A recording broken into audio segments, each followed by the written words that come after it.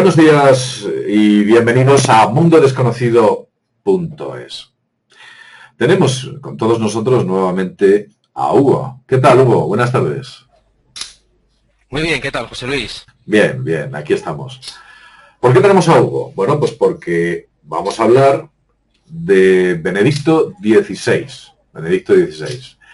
De lo que hay detrás de Benedicto XVI, del pasado del Vaticano, qué es lo que realmente quizás esté ocurriendo, y no nos están contando, no nos están diciendo toda la verdad, y bueno, pues cuáles son los entresijos que hay dentro del Vaticano, posiblemente lo que nos están contando con respecto a la dimisión de Benedicto XVI ni de lejos se acerca a lo que puede ser, y algunos escándalos más que ha habido en el Vaticano, porque ha habido muchos, ¿verdad, Hugo? Ha habido un montón. Demasiados, seguro que para muchos demasiados. Sí, ¿verdad? Porque supuestamente una ubicación en el mundo en el cual se consagra o se conserva la fe, un doctrinario de bienaventura, unas palabras de amor, se conserva, bueno, pues en teoría lo más puro y lo más santo que puede haber en el mundo, y es el Vaticano, pues parece ser que ni es tan puro ni es tan santo, ¿no? Para nada, para nada. Cuéntanos algo, haz un poco de historia. ¿Tienes algún dato con respecto a lo que ha ocurrido, por ejemplo, en el Vaticano en el siglo XX o a lo largo de la historia de su fundación? Pues hablar del Vaticano a lo largo del siglo XX sería demasiado largo. Pero bueno, podríamos comenzar un poco... Sí, dime. No, por ejemplo, podríamos comenzar como un dato un poco interesante. ¿Sabías, por ejemplo, que el odio a los judíos siempre fue porque se consideraban como usureros, ¿no? Banqueros, usureros, que sacaban beneficios por los, vamos, en las transacciones bancarias y demás, y digamos que la religión cristiana o la religión católica tenía prohibido ese tipo de lucro, ¿no? La usura. Además, creo que la usura es algo Exacto. curioso porque la usura, dentro de lo que era el mundo judío, los judíos lo podían hacer con los no judíos, pero nunca podían hacer Justamente. usura con los judíos. Era una cosa curiosa. Entonces, que a nosotros nos llamaban los goyim, y digo nosotros, todos aquellos que no somos judíos, los goyim, bueno, pues nos podían aplicar una tasa de interés, la que ellos quisieran, por supuesto. Sí, sí, sí, sí. Pues por ejemplo, cuando se fundó lo que se denomina el Banco Vaticano, se fundó en el siglo XIX, lo que es el Instituto para de Ordenación Religiosa, me parece que se llama, o para Instituto para las Órdenes Religiosas, o no recuerdo exactamente el nombre. Bueno, lo que se denomina el Banco del Vaticano se fundó en el siglo XIX y lo que intentaba era pues hacer préstamos a la gente necesitada a un interés muy bajo. O sea que tenía una proyección casi filantrópica, ¿no? Era un banco cuya intención era ayudar a la gente pobre, ¿no? Ese es el origen. Sí, exacto. Exacto, es Instituto de las Obras Religiosas, se llama. ¿Y han mantenido la tradición? ¿Han Entonces, mantenido la tradición o se les ha olvidado ya? hombre, en principio se les olvidó un poco, en torno a eso de 1929, se firmaron los pactos de Letrán, en el que el concepto de la usura, digamos que era un poco pues cambiado dentro de la Iglesia Católica. Se decía que era usura aquello que supusiese un beneficio exorbitante, pero claro, dentro de exorbitante es un concepto demasiado amplio, ¿no? O sea que ya estaba visto bien cobrar un poquito, ¿no? Me parece ser que ya no estaba tan mal visto. Exacto, de hecho se convirtió en un banco de facto por los pactos de Letrán.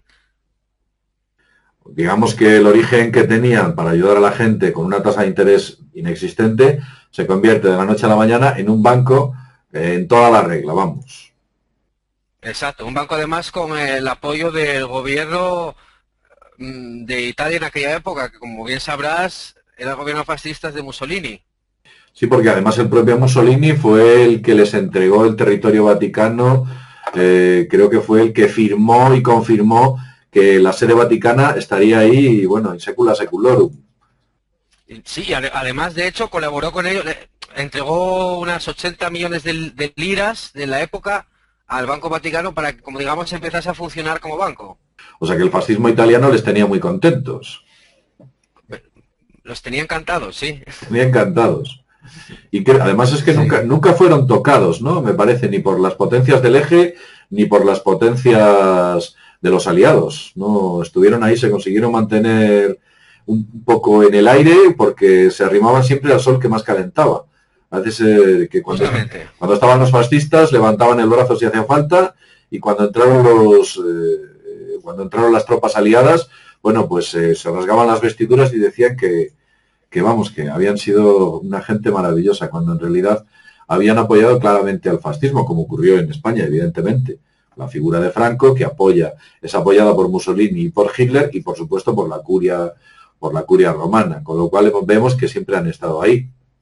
Y siempre han apoyado a las clases oligárquicas más fuertes en su más alto, digamos, en la parte más alta de la pirámide o el escalafón de la curia vaticana. Bueno, vamos a ver, una cosa ahí curiosa. ¿Qué pasa con Juan Pablo II? Aquel papa, que hay mucha gente que me pregunta, bueno, ¿qué pasó con Juan Pablo I? Aquel papa que dura 33 días, me parece, y bueno, pues que es elegido en un cónclave, y de la noche a la mañana decide cambiar todo lo que era la estructura vaticana y aparece muerto misteriosamente en su habitación. ¿Qué es lo que ocurre, según tú? Sí, de hecho, en algunos medios lo llamaron el Papa de septiembre, porque solamente duró ese mes. Fue coronado en septiembre y a los 33 días pues apareció muerto en su cama. Y como bien dices, era un papa que traía un aire renovador a la iglesia que digamos que allí no fue muy bienvenido. Sí, cuentan que por la noche una de las monjas que cuidaba de él le entregó un cuenco de sopa o de caldo que él solía tomar todas las noches, y a la mañana siguiente se lo encuentran con el cuenco caído en el suelo y él estaba, bueno, pues sencillamente muerto, cadáver, después de haber tomado aquel caldo, ¿no? Sí, hay dos versiones al respecto. Se dice que los camareros oficiales de Juan Pablo I, Sí, unos días antes de su muerte, los apartaron del servicio. los apartaron. Entonces, sí, entonces quien encontró el cadáver, en principio, el Vaticano dijo que fue como digamos, su secretario, que se llamaba, si no recuerdo mal, John Magee o Paul Magee, no sé, era irlandés. Pero quien encontró realmente el cadáver de Juan Pablo I fue, quien tú decías, una monja que se dedicaba al servicio del hogar, que se llamaba Sor Vicenza. Y entonces tuvo hay dos, en una primera declaración, ella dijo que lo había encontrado muerto en el baño, que había vomitado y que estaba tirado en el baño. Y después otra segunda versión dijeron que no, que se había encontrado en la cama con unos papeles en la mano. sí. Y esos papeles, al parecer, pues también tenían su importancia, sí. La verdad es que es muy sospechoso que cambie una declaración con respecto a la otra, porque no se parecen en nada. No tiene nada que ver que alguien se lo encuentre en el baño desmayado a que esté en la cama con unos papeles. Pero bueno, ahí la muerte es muy sospechosa. Creo que incluso ni siquiera le hacen autopsia. Todo queda muy en el aire, le entierran muy rápidamente, eligen a otro. La elección de Juan Pablo I fue muy extraña porque parece que les engaña a todos, y una vez que engaña a todos los obispos, bueno, pues lo que ocurre, o todos los cardenales, lo que ocurre es que entra dentro del Vaticano, decide hacer una fuerte reforma, incluido la banca vaticana, quiere modificarlo absolutamente todo el estatus que tenía el Vaticano, todo lo que es el organigrama de poder que había en el Vaticano lo intenta cambiar. Hay una serie de poderes y fuerzas extrañas que se echan las manos a la cabeza, y yo creo que dicen, vamos a acabar con este hombre, porque si no, este hombre va a acabar con todos nosotros. Y esto es un punto de vista mío, vamos, que duda cabe. No, de hecho él tenía pensado cambiar toda la estructura de la curia romana y tenía también pensado pues hacer cambios en el papel de la mujer en la iglesia. Ah, sí. Y claro, sí, entonces claro, le decían que todo eso que quería hacer iba en contra del gobierno de su antecesor, que fue Pablo VI. Y él contestaba siempre que el que mandaba ahora era él, no era Pablo VI. Era un personaje un tanto incómodo, sí. Sí, se les coló, ¿no? Vamos a decirlo de esta manera. Se les Sí, coló, se les coló. Bueno, ¿y qué ocurre con Benedicto XVI? Porque parece ser que el día 11 de febrero presenta su dimisión, una cosa muy extraña, ya que muy pocos papas a lo largo de la historia han presentado su dimisión, y este decide presentar su dimisión. Dice que no puede con el cargo, que ya está muy cansado y que entre alguien nuevo, que entre sangre nueva, porque ya no puede más. Y es curioso que diga esto porque si recuerdas a Juan Pablo II, ¿te acuerdas cómo iba aquel hombre ya al final de sus días? sí. Iba encorvado, que casi le ponían un andamio para que no se muriese, porque bueno, aquello era complicadísimo. Y le tenían ahí que casi le tenían que mover la mano cada vez que iba a hacer algo y tal. Y le aguantan ahí con 7, 8 cánceres, una cosa impresionante. Y sin embargo él ha estado ahí al pie del cañón. Y aquí tenemos a Benedicto XVI, que de la noche a la mañana, como suena, decide presentar su dimisión, cae como una bomba, aunque ya supongo que muchos sabrían que iba a hacerlo. Y bueno, ¿tú por qué crees que Benedicto XVI toma la decisión de dejar su cargo dentro del Vaticano, dejar de ser el Papa? ¿Por qué crees? Bueno, hay bastantes datos que apuntan a que fue alguna clase de escándalo tipo financiero y sexual. O sea que estamos hablando de Ah, chantaje. probablemente lo hayan obligado a dimitir. Han hecho un chantaje y le han dicho o dimites o vamos a sacar todo esto y ya verás qué divertido. De hecho, ya se filtró parte de documentos que hablaban de dinero por audiencias papales. De hecho, un periodista italiano dijo que tuvo que abonar 10.000 euros para que le diesen una entrevista con el Papa. Después también hablan de, no sé si habrás oído hablar de la orden Legión en México.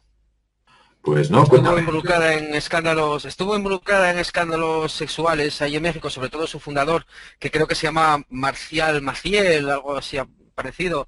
Y estaba envuelta en, sí, Sí, Marcial Maciel fue el fundador de la Orden de los Legionarios de Cristo, creo recordar, que exacto. estuvo implicado en algunos turbios escándalos sexuales, hubo también hay algo de dinero, cosas muy extrañas con respecto al fundador de la Orden. Bueno, pues hay cosas muy extrañas. Por ejemplo, de repente aparece un cardenal, un tal cardenal O'Brien, que es la máxima autoridad dentro del Reino Unido. Recordemos que en el Reino Unido la mayoría son protestantes, no tienen, no rinden pleitesía al Vaticano. Y bueno, pues este señor, el señor O'Brien, hace unas declaraciones diciendo que el papel de la mujer tiene que ser también distinto al que está teniendo el rol dentro de la Iglesia cristiana, y que lo que hay que hacer es que los curas puedan casarse, puedan tener matrimonio y puedan, bueno, pues vivir como viven, por ejemplo, los protestantes que se pueden casar. A los pocos días, este hombre es acometido por una serie de escándalos o vínculos de escándalos sexuales y se retira, decide retirarse también de la posible presentación como candidato a presidir el trono de San Pedro. Nuevamente vemos ahí escándalos. Yo lo más duro que he llegado a ver, que lo he visto concretamente ayer, Sí. concretamente ayer, bueno, unos pocos días, no sé exactamente cuándo se hiciera este vídeo, posiblemente mañana, he tenido ocasión de ver un vídeo en American Online, donde una serie de analistas, una serie de personas aseguran que el Papa, Juan Pablo o Benedicto XVI, tiene escándalos, está relacionado con una serie de escándalos sexuales en los cuales se le vincula con una serie de orgías en las que aparece parte de la servidumbre y parte de aquella gente que trabaja para él, y muy íntimamente relacionado con algún tipo de conspiración homosexual, metido en el tema gay, algo de este tipo, una especie de como que el Papa, hace una mención como que el Papa posiblemente fuera homosexual, haya sido grabado en algunas de esas orgías y le hayan hecho un chantaje. Quizás a otras personas les pueda parecer absurdo, pero bueno, si nos ceñimos a la historia del Vaticano, vemos que en muchas ocasiones lo que parece absurdo ha sido una auténtica realidad. Ha habido auténticos personajes muy extraños dentro del Vaticano. Sí, la verdad es que sobre todo si nos remontamos a los años 80 en plena Guerra Fría, hay mucho personaje siniestro dentro del Vaticano y con relación al Vaticano. Sí, sí, sí, sí, sí, ciertamente así es. Luego hay otro dato curioso y es con respecto a las profecías de San Malaquías. Parece que se están cumpliendo con bastante acierto y en teoría este que tenemos ahora o el que va a entrar ahora es el último de los papas y que de este cónclave va a haber un cisma importante. ¿Tú crees que el cónclave, por cierto, cuándo se reúne? Creo que hay una primera reunión el lunes, es una pequeña toma de contacto. Sí, Sí, el cónclave creo que se realizará a finales de la próxima semana. Quieren hacerlo muy rápido. quieren hacerlo muy rápido, pero me da la impresión de que la cosa no va a ir tan rápido como ellos o como algunos desean. He tenido ocasión de escuchar una serie de declaraciones por parte de un cardenal diciendo que el cónclave iba a ser muy rápido y que se iba a elegir papa inmediato. Bueno, una rapidez asombrosa. Pero sospecho que las cosas no van a ser tan rápidas como ellos piensan. ¿Tú qué opinas? ¿Crees que va a ser un cónclave rápido? ¿Crees que van a tardar? Yo creo que no va a ser tan rápido como ellos piensan. No, ¿verdad? Existe. Igual nos equivocamos, pero yo creo que va a ser bastante tenso también. Sí. Además existen dos facciones en el Vaticano. Una que está, digamos que, orientada por el Opus Dei y una serie de congregaciones satélites al Opus Dei que, digamos, que circulan en la misma onda, en el mismo eje. Y luego hay otra dirigida por los jesuitas, que hay una serie de órdenes también que orbitan alrededor de los jesuitas. Hay como una especie, como dos facciones, ¿no? Como el Barça y el Real Madrid. Por poner el ejemplo más absurdo que nos podamos imaginar, ¿no? En este caso no es fútbol de lo que estamos hablando, pero bueno, hay como dos facciones ahí. Parece ser que entre ellos hay una lucha muy férrea para conseguir salir adelante. Hasta la fecha, creo que el que ha ganado ha sido, digamos, que los que son más próximos al Opus Dei, ¿no? Digamos que a la congregación de la vieja guardia, de aquellos que tienen las ideas más asentadas, más antiguas y quieren mantener el estatus y quieren perdurar esa filosofía que tiene la Iglesia, que es muy rancia, bueno, progresa muy poco la Iglesia, y son los que más o menos se están llevando el gato al agua últimamente. ¿Tú crees que va a existir una contraofensiva de los jesuitas para intentar hacerse con el control del trono de San Pedro? Todo me hace pensar que no va a ser así, que el Opus Dei va a seguir teniendo mucha mano en el Vaticano. De hecho, si nos remontamos a los últimos papas, fuera de Juan Pablo I, Juan Pablo II, sabes que era el papa del Opus Dei. Fue el Opus Dei quien ayudó mucho a coronarlo como papa. Ratzinger es un continuista de Juan Pablo II. Todo hace indicar a que será el Opus Dei quien al final gane el cónclave. Oye, ¿qué sabes de los vínculos de ciertas facciones masónicas con el Vaticano? Por ejemplo, la logia Pedue y todas estas, que parece ser que tuvieron una fuerte vinculación en la época de Aldo Moro, ¿no? ¿Qué ocurrió exactamente en aquella época con las logias masónicas del Vaticano? Sí, en los años 80 hubo un acontecimiento muy siniestro que relacionó a la banca del Vaticano con el Banco Ambrosiano. Te sonará todo el escándalo como en aquella época. Y quien estaba detrás de todo aquello era Propaganda Due, era una logia masónica italiana que estaba también muy vinculada a la CIA. De hecho, su presidente en aquella época, que se llamaba Licio Gelli, lo llamaban el titiritero siniestro, era un personaje que estuvo vinculado al régimen fascista de Mussolini, trabajó de enlace con el Tercer Reich alemán y cuando terminó la guerra la CIA lo contrató para llevar a cabo la Operación Gladio en Europa. La Operación Gladio, que en Italia supuestamente se simularon como que las famosas Brigadas Rojas secuestran a Aldo Moro, lo asesinan justo cuando iba a emprender un pacto de gobierno con el Partido Comunista de Italia, de tal modo que destruyen ese posible pacto y asesinando a Aldo Moro desestabilizan totalmente, que ya estaba muy desestabilizada como está ahora Italia, la desestabilizan de manera brutal y bueno, impiden que un gobierno comunista acceda al poder dentro de Italia. Y eso lo hacen con la financiación de la CIA a través de la Operación Gladio, en la que estaba infiltrado Propaganda Due y en la que también había vínculos con el Vaticano, a través de la famosa banca ambrosiana. Exacto, porque todo esto de la relación de Propaganda Due con el Vaticano saltó a la luz después de la quiebra del Ambrosiano. El Banco Ambrosiano era el banco más importante de aquella época en Italia, como podría ser aquí en España ahora el Banco Santander, por ejemplo. Entonces, en el 82, el Banco Ambrosiano quiebra.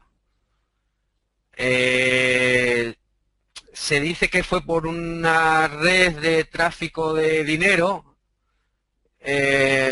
A ver cómo se puede explicar esto. Es que es muy largo de explicar, la verdad. El director del Banco Ambrosiano era un señor que se llamaba Roberto Calvi. Lo llamaban el banquero de Dios porque tenía vínculos entre el Banco del Vaticano y el Banco Ambrosiano. De hecho, el Banco Vaticano era el máximo accionista del Ambrosiano. En el año, creo recordar, en el año 78, no, perdón, en el año 68, la banca italiana comienza a interesarse en las gestiones del Ambrosiano y del Vaticano por verlos un poco como que estaban sacando mucho capital al exterior, cosa que estaba prohibida en Italia en aquella época. El banco italiano había prohibido hacer fuga de capital al extranjero. Entonces lo que había hecho el Banco Ambrosiano fue fundar una sede en Perú, que se llamaba el Banco Ambrosiano Andino, y lo que hacía el Banco Ambrosiano era enviar dinero al Banco Ambrosiano Andino en forma de crédito, de lo que estaba era prestando créditos al Banco Ambrosiano Andino, y el Banco Ambrosiano Andino, en una operación de vuelta, digamos que devolvía esos créditos con el interés correspondiente. Lo que estaban haciendo era blanquear dinero a la mafia, a la CIA. De todas, eso es un lavado de divisas impresionante. Sí, claro, se movió. Dicen que el Banco Ambrosiano quebró por aproximadamente 1,5 billones de dólares. Que estamos hablando, 1,5 billones de dólares en el año 80. Era muchísimo dinero. Una importante cantidad, efectivamente. Y en todo este tipo de red, el Banco Ambrosiano había importantes vínculos con la banca vaticana, claro.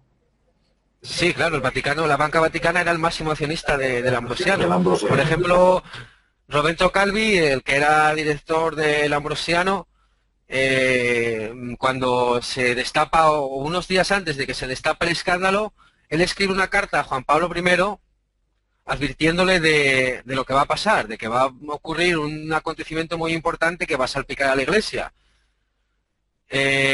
Roberto Calvi huye de su piso de Roma, se coge un pasaporte falso, 15.000 dólares en varias divisas, huye a Venecia y de Venecia alquila un avión privado y huye a Londres. Y una semana después de llegar a Londres aparece ahorcado. Se piensa que es un suicidio, aunque se ha demostrado que es un asesinato por las pruebas de que no corresponde, la horca no corresponde a las heridas del cuello. Si evidentemente no ha tenido remordimientos antes, es muy sospechoso que llega a Inglaterra y dice, ay Dios mío, qué mal me siento, fíjate qué cosas he hecho, me voy a colgar, que así lo arreglo todo. Exacto. Planea una fuga para ahorcarse en Londres, ¿no? Exacto, es lo absurdo. Además, un poco jugando con la simbología, la Propaganda 2, Propaganda Due, de la que acabamos de hablar, ellos se autodenominaban los frailes negros. Y Calvi aparece ahorcado debajo del puente de Blackfriars en Londres, que literalmente significa monje negro. Bueno. Eso sí que es turbio, todo esto que hay detrás, todas estas cuestiones, la CIA, la mafia, el Vaticano, la banca. Esto suena realmente muy, muy mal. ¿Tú crees que las cosas han mejorado o empeorado dentro de la banca vaticana? Yo creo que han empeorado, porque la situación actual parece muy turbia. Si a esto le unimos la crisis y si a esto le unimos la cantidad de escándalos que están saliendo a nivel sexual dentro del propio Vaticano, vinculando unos con redes homosexuales en las cuales se hacen corporativismo y entre esa red de homosexuales se van promocionando, redes de escándalos de orgías, e incluso hay algunos que hacen referencia a ritos, y ojo lo que digo, ritos que van mucho más allá de lo que puede ser el rito cristiano, ritos satánicos a ciertos niveles. Otros incluso están hablando de, bueno, cosas absolutamente espantosas. He tenido ocasión de oír dentro de una serie de informaciones que he ido recopilando esta semana, he visto que efectivamente los vínculos que existen con lo más turbio, lo más oscuro y todo lo que podemos denominar la más absoluta corrupción, parece que se centran en un eje vaticano. Con lo cual, bueno, pues es muy sospechoso o muy raro que el propio Ratzinger no fuera conocedor de todos estos movimientos extraños que hay dentro de ese país que dirige, porque es el presidente, es el rey electo dentro de ese pequeño país, podemos decir así. Sí, de hecho, el vicegobernador del Vaticano, el cardenal Vigano, cuando llegó a su puesto en el 2009, ya alertó de que existía alguna clase de fraude dentro de la banca del Vaticano otra vez, de que concedían contratos por mucho más dinero, presupuestaban al alza para llevarse beneficios de ese intercambio de favores.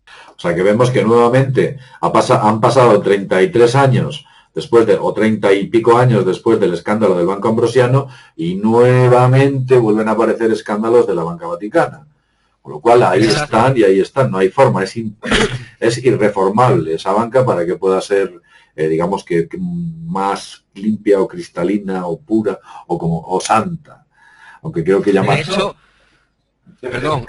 No, adelante. No, de hecho, lo que acabamos de comentar de Juan Pablo I, el primer papa que llegó a intentar investigar y ver qué había detrás del Banco del Vaticano y qué negocios estaba moviendo, a los 33 días muere misteriosamente de un infarto al corazón. De un supuesto infarto, porque no hay autopsia como tal. Debe haber una especie de paripé de autopsia.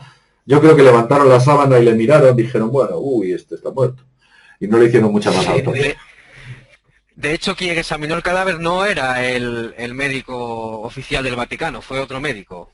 Sí, porque si llevan a un médico de verdad, lo mismo, a un patólogo de verdad que le examina, lo mismo se llevan las manos a la cabeza de lo que allí encuentran. Bueno, pues entonces vemos cosas muy, muy, muy, muy turbias detrás de todo esto.